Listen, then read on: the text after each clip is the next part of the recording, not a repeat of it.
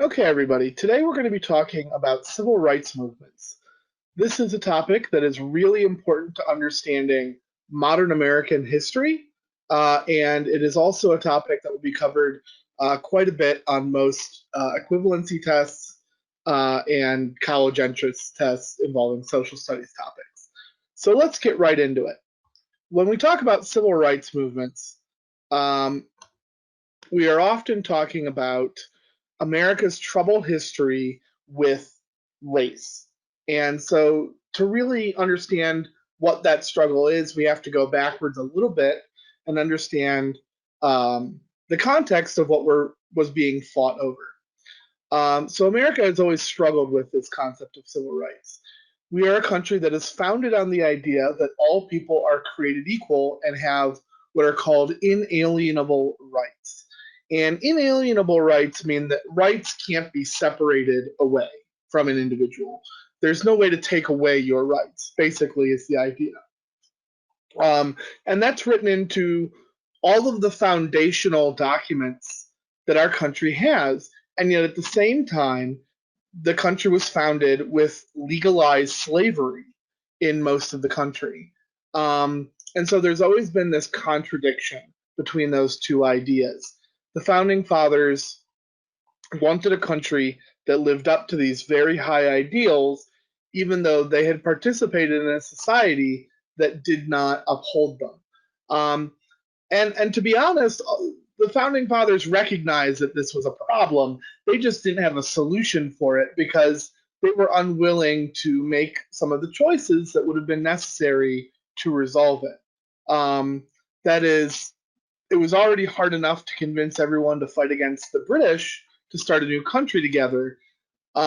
If they had tried to fight over slavery, there's some real doubt over whether or not they could have gotten a lot of the southern colonies to fight together with the North.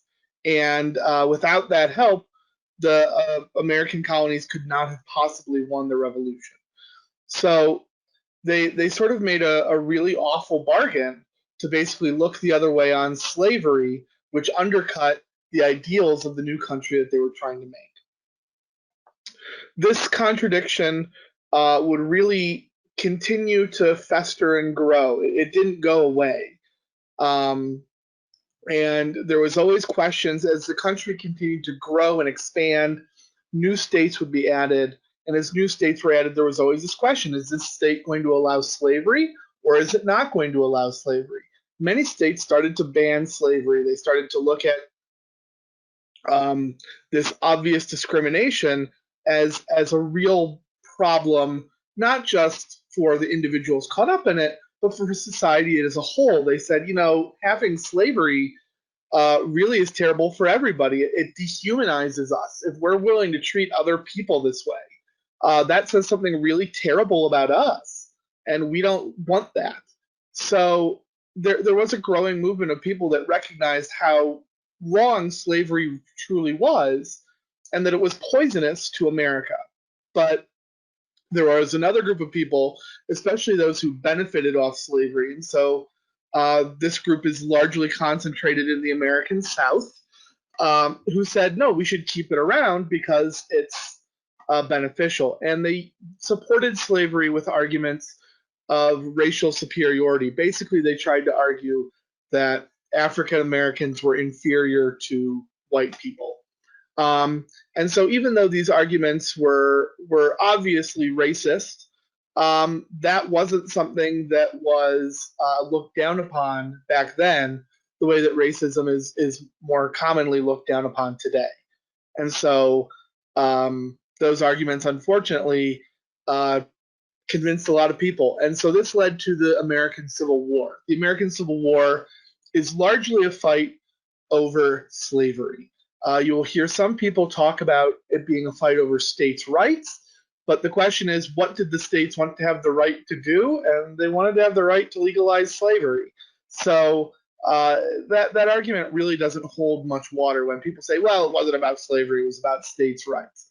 No, the Civil War is mostly about slavery and about the rights of the states to enact laws that perpetuated slavery. Um, and so this conflict was very violent. It's the most violent war the United States has ever participated in. Over 600,000 Americans are killed in the battle, and by the end of it, there are still problems involving race and class, but the question of slavery has been settled, that we're not going to be a country that allows it anymore. Now, after the Civil War, there's a period that we call Reconstruction. And this is basically a period where we try to say, well, we've got to put this broken country back together again. And Reconstruction at first saw the increase in rights for African Americans. There was a big push right as slavery is ended to really integrate African Americans into more aspects of American life. And the problem was that these changes happened very, very fast for a group of people who really were still, in many ways, convinced of the idea of white supremacy or white superiority. And so those changes met a lot of resistance. Right after the Civil War, there's a big increase in rights for African Americans. You see African Americans getting elected to Congress, getting elected to the House of Representatives and the Senate. Huge amounts of local government offices and such like that. And then after about 5 or 10 years, that momentum stops, and then local laws start to push back against that. And there's a lot of lingering racial resentment. And a lot of in the South, part of that resentment is fueled by the anger over having lost the war, and they can't take it out on the North because North won, but they can take it out on the African Americans who live among them. But the people that want to push back against African American rights are fighting 3 big changes that had happened. After the Civil War, 3 amendments had been made to the Constitution. And these had been made very quickly after the Civil War, partially because the people that wanted racial equality understood that there probably would be a backlash, and that they had a very short period of time to change the laws to protect people. And so there's 3 major amendments that are passed. The 13th Amendment eliminates legalized slavery in the United States. It says that you cannot hold other people as property. The 14th Amendment is sometimes called the Equal Protection Amendment or the Equal Protection Clause. And it basically says that everybody must receive equal protection under the law in the United States, and that all people born in the United States are citizens. There had been a question about whether or not slaves who are now freed counted as citizens. The Supreme Court had ruled in the 1850s, before the Civil War, that African Americans were not citizens if they were born into slavery. And so this amendment changes that. It says, no, African Americans are citizens of this country. Anybody born in this country is a citizen. And this is actually something that has still had a lot of effects today, because there's people that come into the country and have children, and if they themselves have violated the laws when they came into the country, they're undocumented immigrants, their children are still American citizens. As long as the kid was born in this country, that kid is a U.S. citizen, regardless of the status of the parents.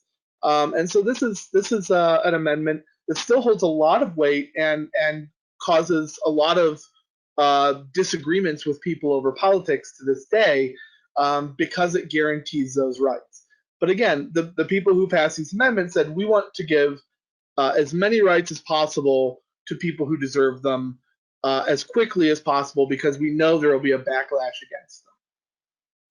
The 15th Amendment then comes in, and the 15th Amendment prohibits the government from denying people their rights based on race, as well as previous servitude or conditions. So if you're an indentured servant or a slave, that can't be used as a way of denying you your rights. And unfortunately, what you're going to see is that the 14th and 15th Amendments are fantastic laws. They are fantastically set up. But laws are only as good as the people who need to enforce them. And what we're going to see is that after Reconstruction, these laws are really undercut by the way that they are not enforced, or the way that people find ways around enforcing them. So before we go any further, let's look at a sample GED question that talks a little bit about what we've already gone over. It says, the 15th Amendment to the Constitution, ratified in 1870, declared that U.S. citizens' right to vote shall not be denied on account of race. However, some states found ways to continue to restrict voting rights for almost a century. For example, Mississippi's 1890 Constitution restricted African Americans' voting rights by imposing a poll tax and a literacy test. In the Voting Rights Act of 1865, Congress outlawed such restrictions and put protections in place for minority voters. So on the right side of the screen here, we have a timeline. And this timeline goes from 1870 to 1970. It says on the timeline above, place 2 dots on the years in which voting rights were expanded in the United States. So what were the years that voting rights were expanded? Take a moment and think about where you would place your dots.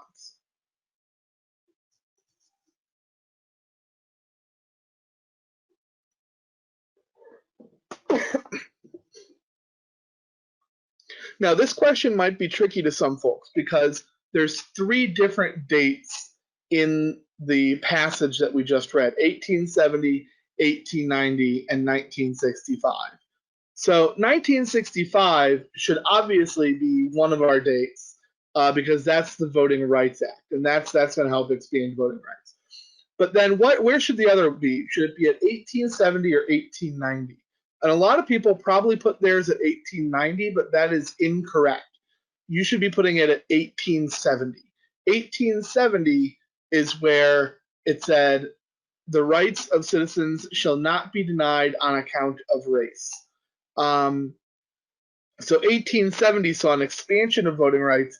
1890 is where we see the backlash that kind of limits some of these rights. And that lasts until 1965, I should say, when the Voting Rights Act strikes down laws like that. So you should have dots on 1870 and 1965. Good. Now, what we need to look at next is the birth of Jim Crow. You've probably heard this term used a lot, but let's actually look at what it means. Jim Crow laws exist to separate people based on race.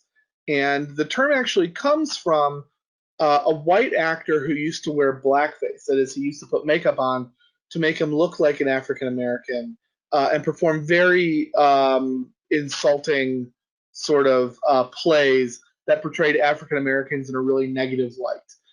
These were called minstrel shows. And so Jim Crow was a character from one of these minstrel shows that was very popular in the late 1800s. And so the term Jim Crow became just an insulting reference or an insulting nickname for all African Americans. And so laws that specifically targeted African Americans started to become known as Jim Crow laws. And these laws started off being very careful and being very cautious, and they grew more aggressive over time as the segregationists were able to get away with more and more things. They grew more intense in what they banned and how aggressive the discrimination was. And unfortunately, these laws were very effective. They kept discrimination in place for generations. So this is something that is a really bad stain on our country that these laws existed. But they like I said, lasted for generations. And again, they were very prevalent in the American South. So you'll often hear this time period people refer to the Jim Crow South. And as I said, these laws began in the 1870s, and they didn't go unnoticed. There were a lot of people that were upset that these laws were being passed. There were people that tried to fight against them, but there was a lot of resistance, and so many African Americans and allies to African Americans fought against these laws, but ultimately most of the time they lost. And they decided to take these to court, thinking that the courts would protect them. One of the very first cases that's important comes up in Georgia in 1887. And this is when a reverend named Will Hurd sued the railroad company because African Americans were supposed to be segregated from white passengers on railroad cars. Now, this was a law that actually the railroad itself didn't really want to enforce, because the railroad, not because they had any great feelings of equality, the railroad didn't want to have two railroad cars for every train, or double the amount of cars they provided. And so the railroad company really wasn't keen on enforcing this law either. But the law had been passed, and so a group of people basically got together and said, no, we're going to force this issue. So they tipped off the police that he would be violating this law, to make sure that there was a policeman on board the train to arrest him for violating this law. Because what they wanted to do was challenge the law in court. The railroad defends itself. The railroad feels like it's caught in the middle here. The railroad didn't really support the law that had been passed by the Georgia government.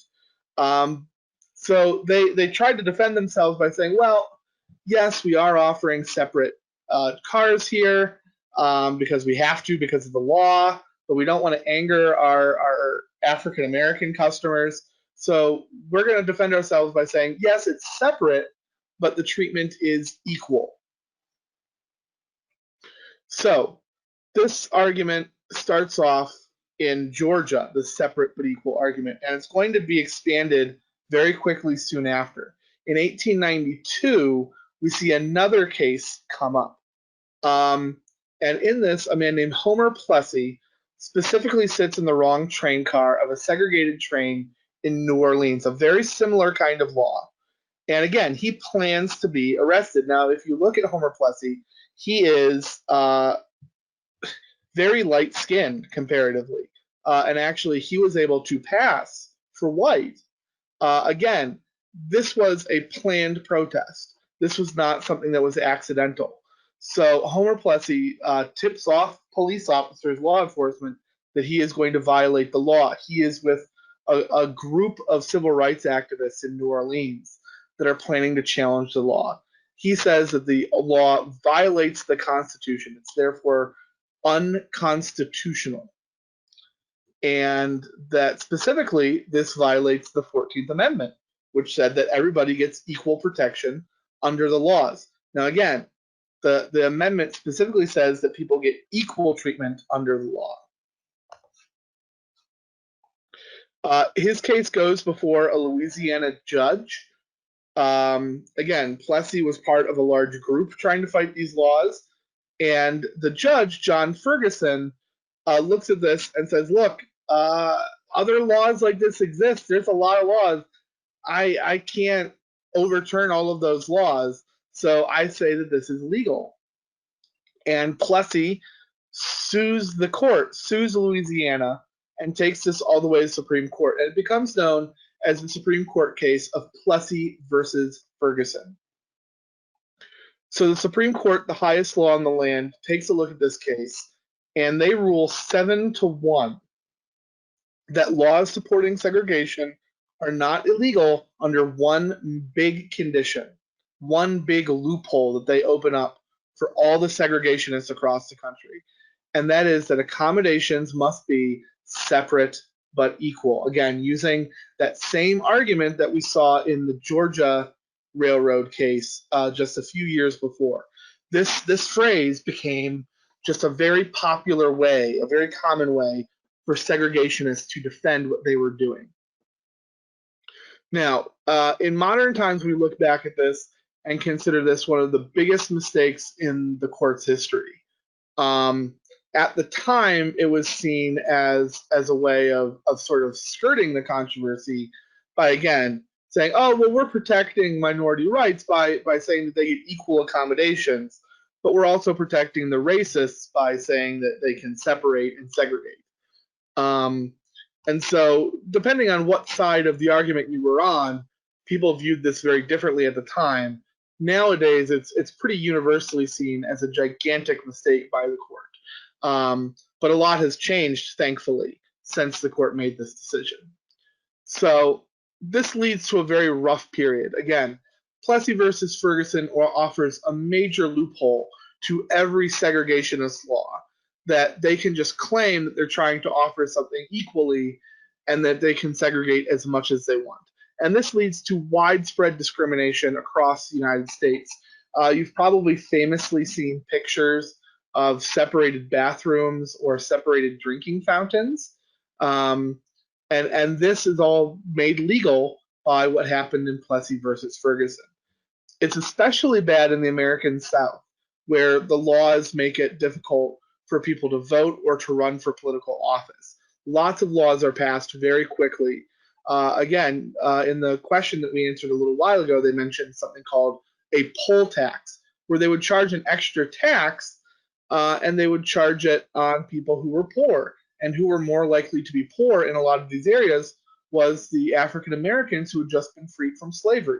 They'd come out of slavery and they weren't slaves anymore, but they didn't have any money, they didn't have any income. And so where are they supposed to get the money to pay this tax? And so suddenly they lose their ability to vote or have political office. Let's look at another couple questions, again, that you might see on a standardized test that would talk about this. Question number 11 here. In the case of Plessy versus Ferguson, who was the defendant? Was it A, a Louisiana judge, B, an African American man, C, a train conductor, or D, a group of young African American men?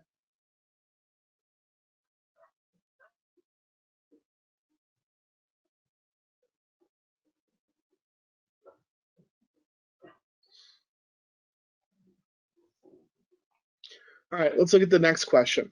Which was the result of Plessy versus Ferguson?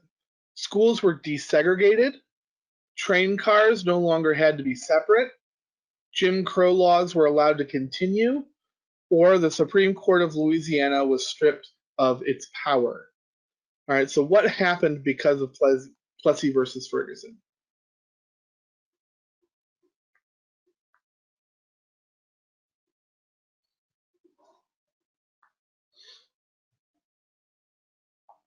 All right, so the answers to the two questions.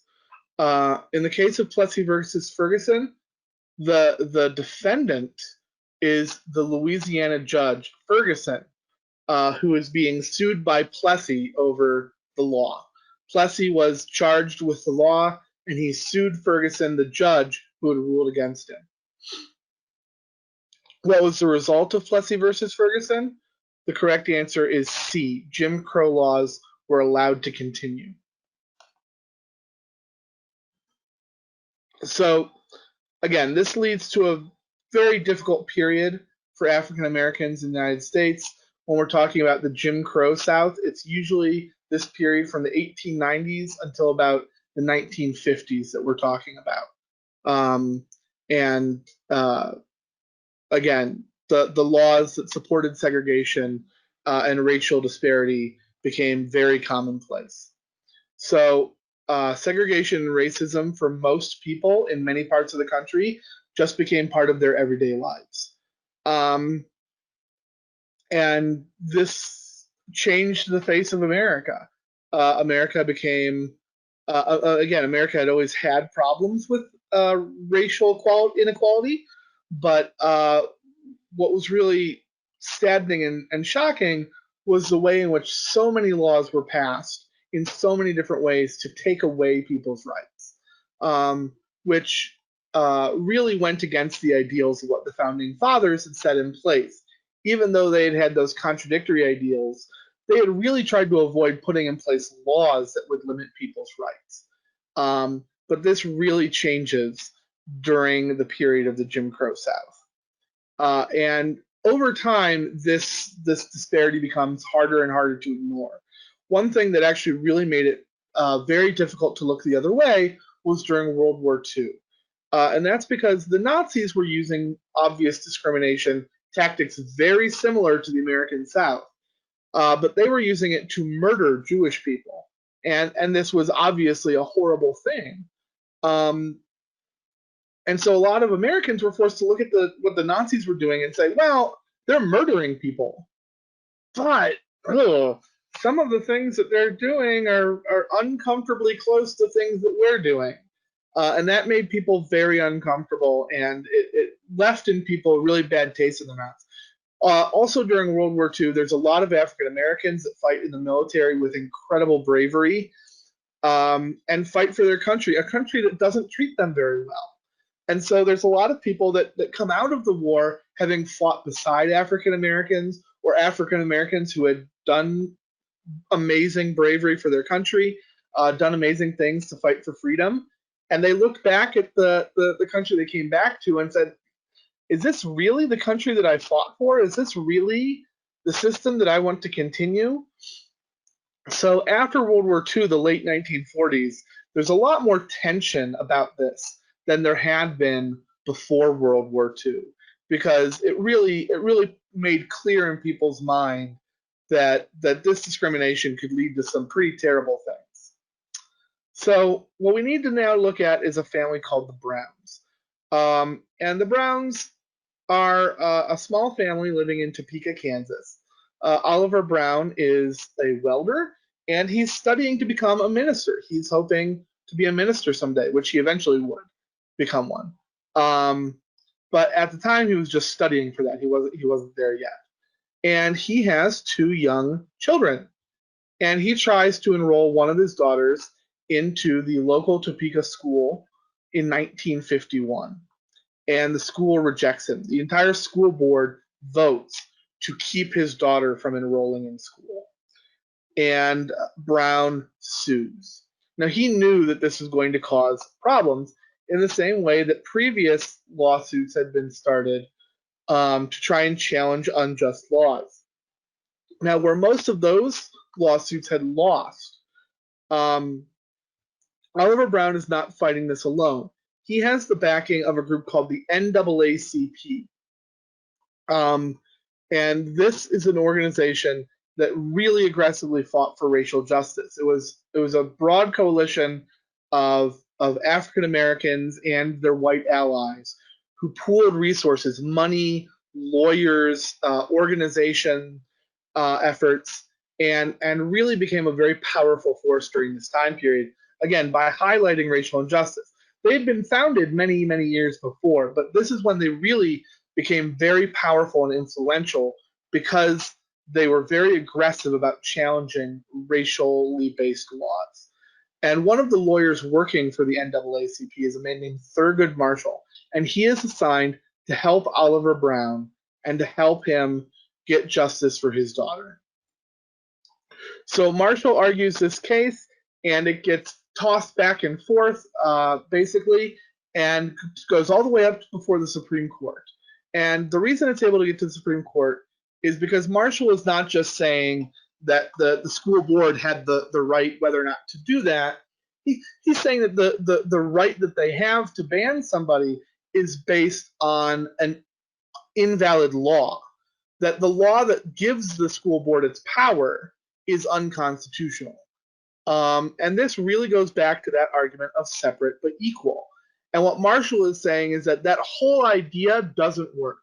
He says you can't possibly be separate but equal because the minute you separate out 2 groups of people, the minute you say this group is not allowed to be with that group, you are inherently saying this group is not equal to that one.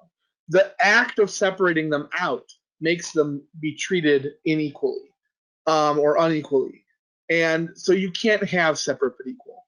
And so if you can't have separate but equal, the Constitution clearly says everybody deserves equal protection under the laws.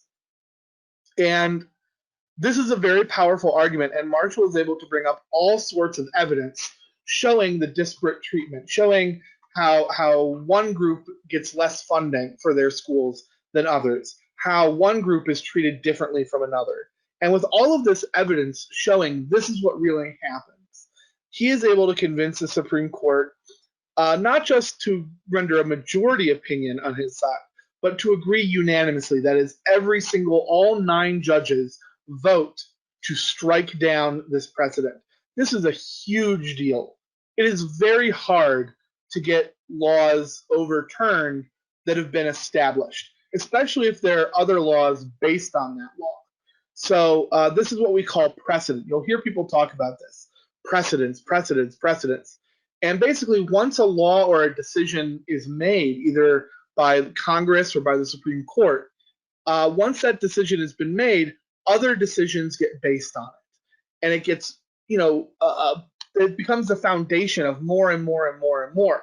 And the more that something is a foundation, the harder it is to change it. So Marshall getting this changed by the Supreme Court, it's not just a little thing. This is a huge, huge deal. And everybody immediately knew that it was a huge deal. Very soon after, this lawsuit had started, by the way, in 1951, but the Supreme Court doesn't rule on it until 1954. So it took 3 years for this lawsuit to go through.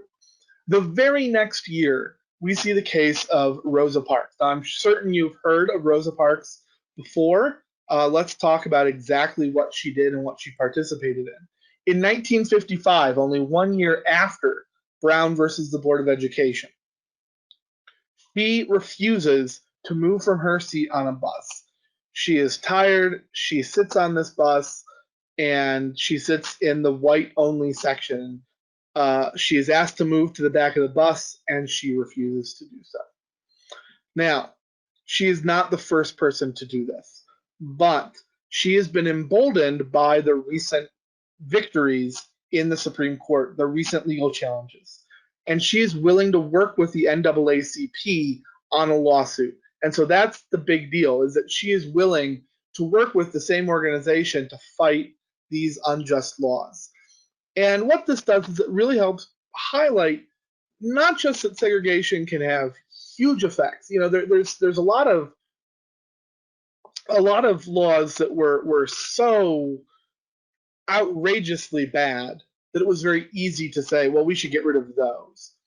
But something as simple as saying this is where one group of people is allowed to sit and this is where another group is allowed to sit. Well, again, Parks was just somebody who wanted to rest her feet. She's just somebody who's tired, just somebody who wants to sit down and have a moment's peace.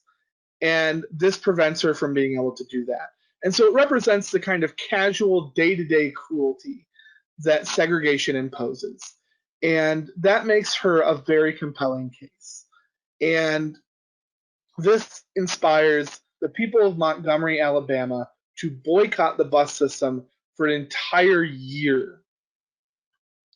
For an entire year, people walked miles to get to work rather than ride the public buses to protest against these unjust laws. And this basically led to another court case which declared that segregated buses were unconstitutional. So what we see here is that segregation laws are now being rapidly struck down by the courts. And these sort of laws affect not just schools, they affect real estate, employment laws, city rules, state laws, etc. And the change is happening very, very fast. However, it's not perfect. Now, before we go on to the next part of our history lesson, let's look at another GED question, okay? Which of the following goals would a civil rights activist be most likely to pursue? A, getting Congress to enact laws to restrict the sale of firearms. B, petition for a city ordinance requiring those selling real estate to select a buyer without regard to race. C, getting local companies to stop polluting the environment. Or D, working with local clergy to publicize a worship service open to people of all religions.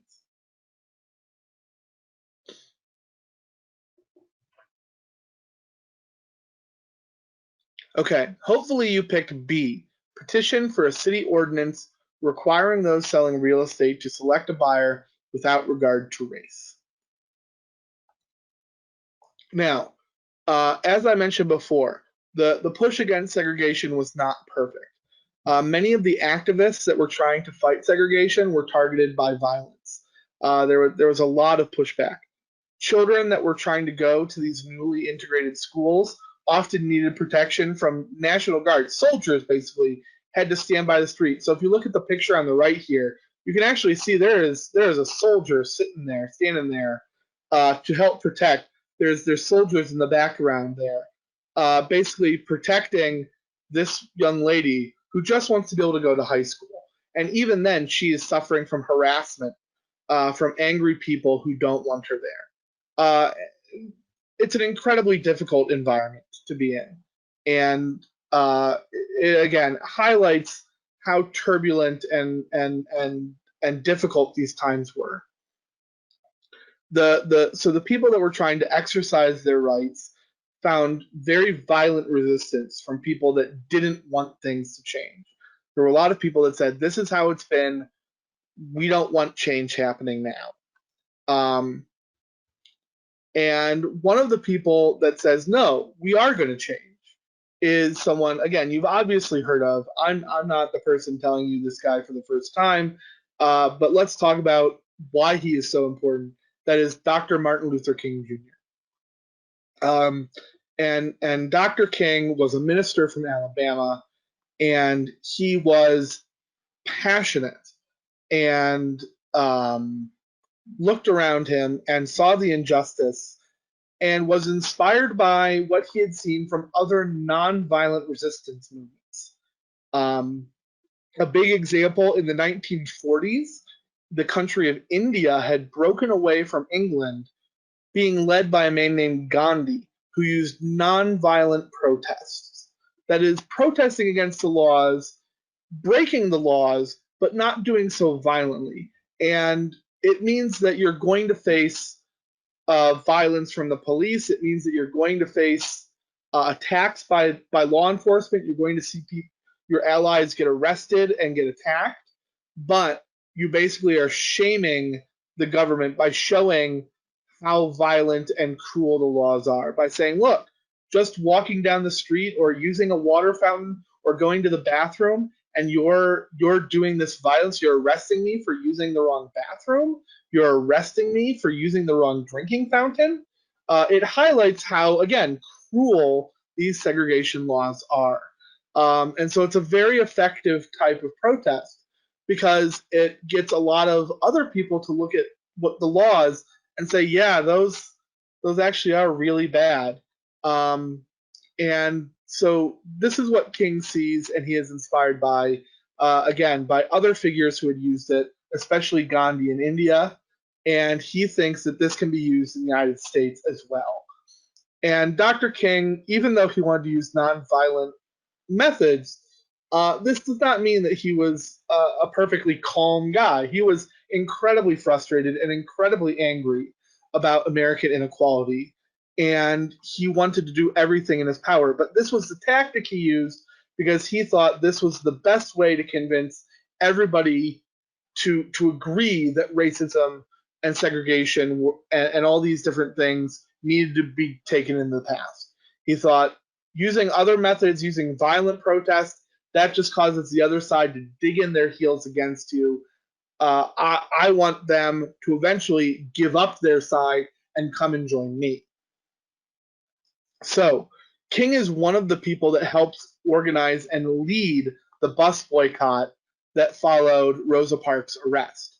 He is involved very early on, and he quickly becomes a national spokesperson for integration and racial justice.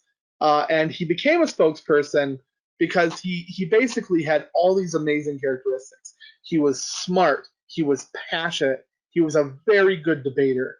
And so opponents would say, well, white people are superior. There was a lot of just out and out racial supremacy, white supremacy on the other side. And they would say, oh, well, you're not arguing that African Americans are equal to us, are you?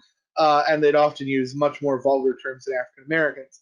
But it was very hard to argue with Dr. King because he was a skilled debater, and he could basically show that no, he is just as bright, he is just as skilled, he's just as smart, and he proved just by his mere demeanor and his existence that he was equal to any other person.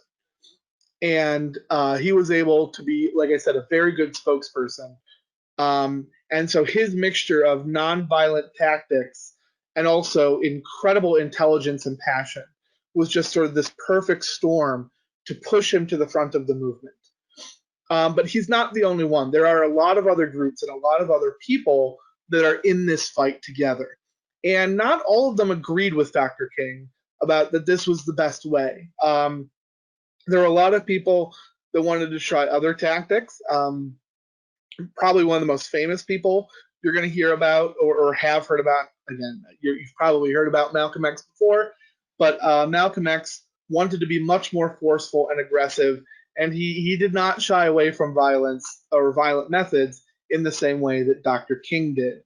And again, there were different points of view about how best to fight against this oppression.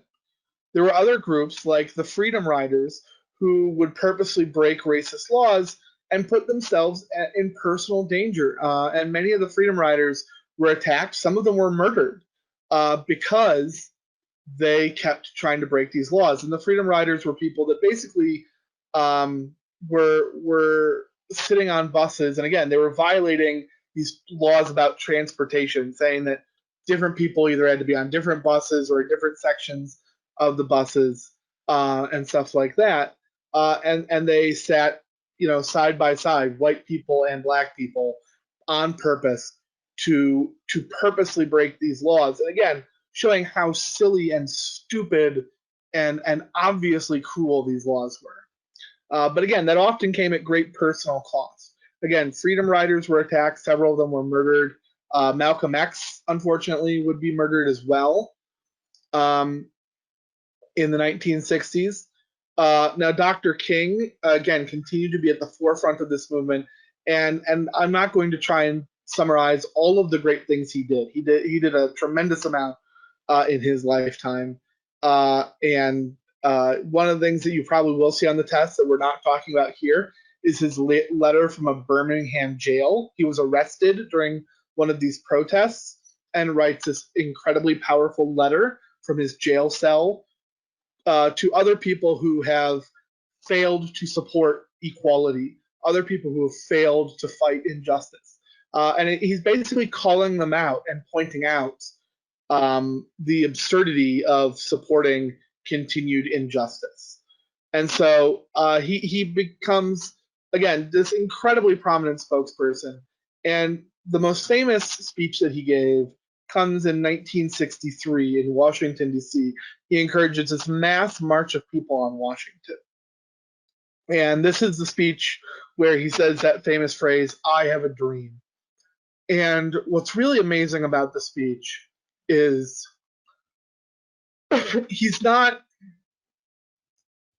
again, it would be easy to just be angry.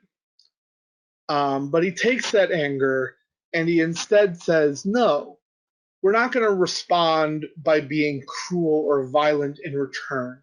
I'm going to take that passion and that anger, and I'm going to say, let's offer a vision of peaceful unity that we can build together. And it's a very hard message to argue with. It's a really beautiful speech, and so it appeals to a lot of people who had been skeptical of racial integration, a lot of people who looked at it as this radical movement.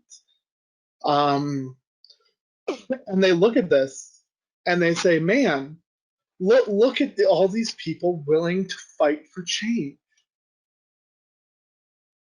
I love this picture. Look at that.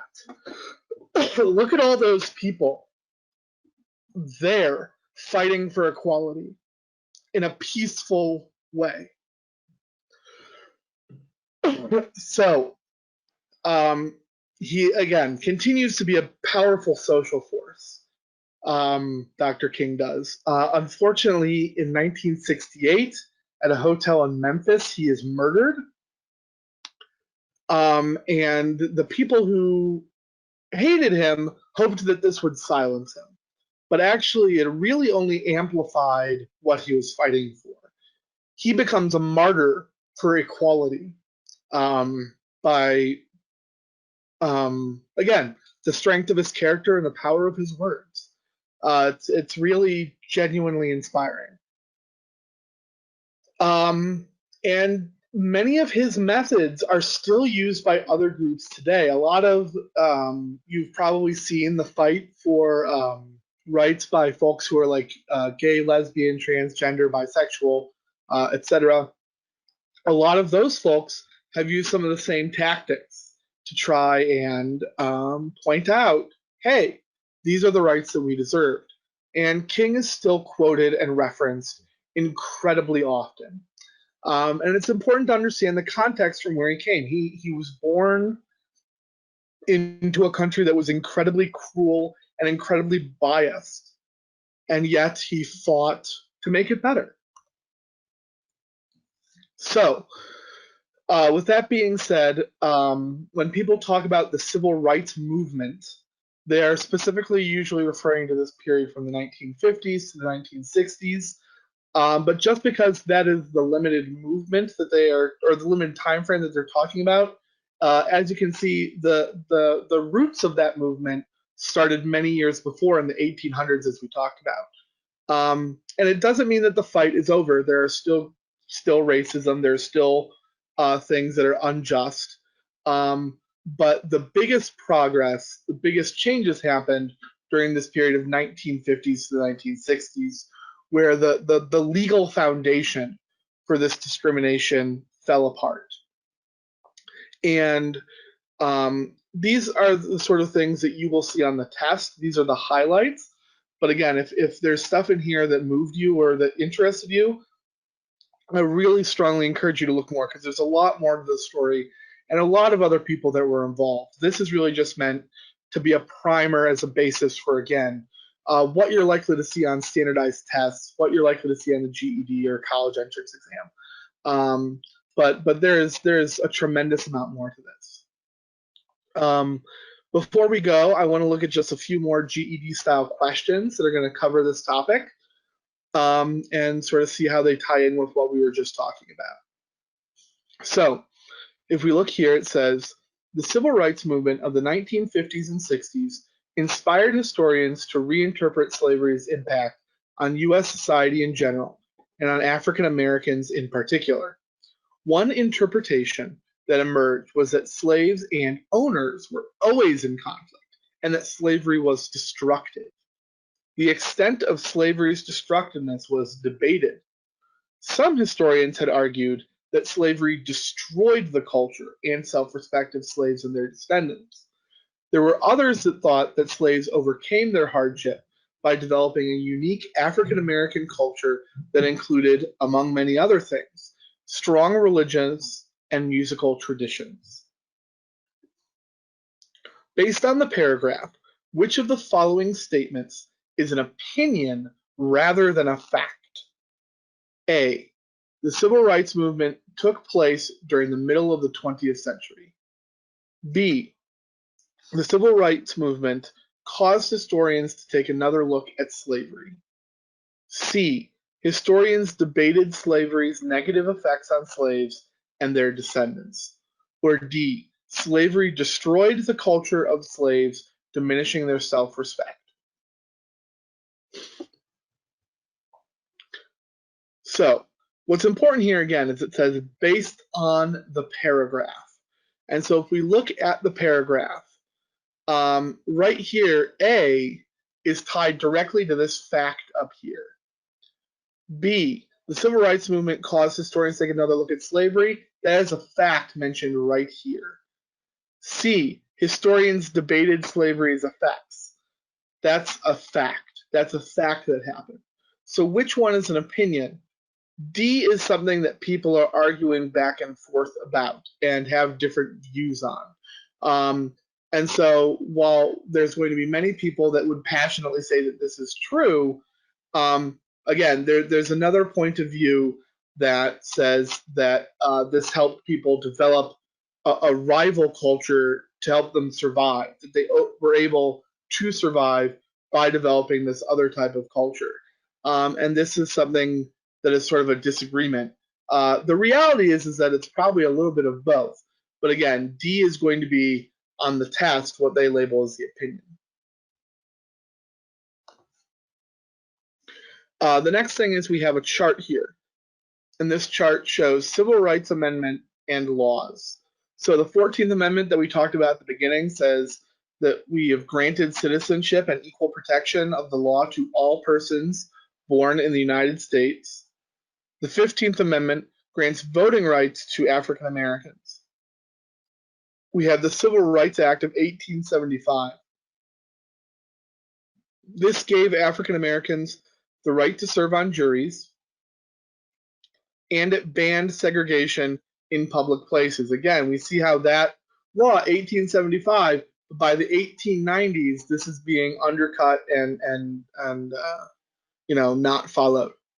The Civil Rights Act of 1964 outlawed segregation by race in public places and racial discrimination in employment. The Voting Rights Act of 1965 prohibited literacy tests for voting, allowed the federal government to register voters. Civil Rights Act of 1968 outlawed the discrimination in the sale or rental of homes. So our question is, what statement best summarizes what this chart shows about voting rights? A, that African Americans were granted the vote 5 years after the Civil War ended. B, African Americans were granted the vote 100 years after the Civil War ended. C, African Americans were granted the vote soon after the Civil War, but laws enforcing those rights had to be passed a century later. Or D, African Americans were granted the vote in 1870, but American Indians were never granted these same rights. This question can be a little bit tricky because what it's asking for is what best summarizes the chart. And so that means that what you're going to see here is some of these statements are true. They're in here, but they're only a one detail or a tiny detail. What we want to do is something that really encapsulates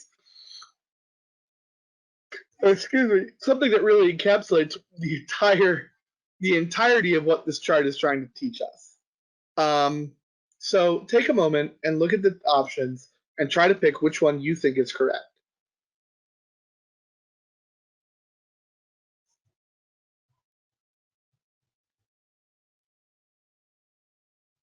Okay, so I hope that you picked C. C is the correct answer. Because even though African Americans are granted the right to vote soon after the Civil War, we still have laws being passed 100 years later that are needed to enforce that. So A is true, but it's only really talking about up here, the 15th Amendment. B talks about something that's kind of true in terms of these laws helping protect African Americans' right to vote. But again, it's really only talking about what's going on here. It's not talking about what's going on up there. And D, we don't actually know this based off of this chart. This is a detail mentioned in the passage, but we don't know that that's true. And that's certainly not what the whole rest of the paragraph is about. Let's use this chart for another question. It asks, how are the Civil Rights Act of 1875 and the Civil Rights of 1964 similar? Okay. A, they both guaranteed African American citizenship rights. B, they both prohibited the legal separation of people by race in public places. C, they both ensured that African Americans could serve on juries. Or D, they both made job discrimination illegal. So to answer this question, I'm going to look specifically at what does the Civil Rights Act of 1875 and the Civil Rights Act of 1964 say. So 1875, that's right here. It does give African Americans the right to be on juries and ban segregation in public places. So already I am seeing that B and C sound really good based off of just that part. B and C. It doesn't really talk about A, and it really doesn't talk about D at all. But B and C, man, those are both addressed right there. Let's look now at the Act of 1964. Outlawed segregation by race in public places. Aha, public places, public places. So my answer is going to be B. What do they have in common? They both prevent segregation in public places. So to wrap up, what do I want you to walk away from this lesson thinking about? I want you to walk away knowing that the fight for civil rights has been going on in the United States for a very long time. It's not limited just to a specific time period. It has been an ongoing thing since the United States was a country. After the Civil War, segregation policies were put into place, but they really only come into place after the Civil War because before the Civil War they weren't necessary, unfortunately, because of widespread slavery. So they segregation policies become something that white supremacists and racists become fans of after the Civil War because it allows them to still advocate for their racial supremacy while still following the law on a very technical basis. Public action, however, and legal challenges arose against these, and especially in the 1950s and 60s, forced very sudden, powerful changes. And this is what we call the Civil Rights era. And the final thing I want you to walk away from is that even though that this era is over, the fight for equality is not. It's an ongoing struggle that continues and still has ties to what is going on in the United States to this day. So that is it. Thank you very much for coming and being a part of this lesson. And I hope that this helps you out answering questions and knowing a little bit more about this important part. Even if it's uncomfortable, it's important. This important part of American history. Thank you very much, and you have a great day.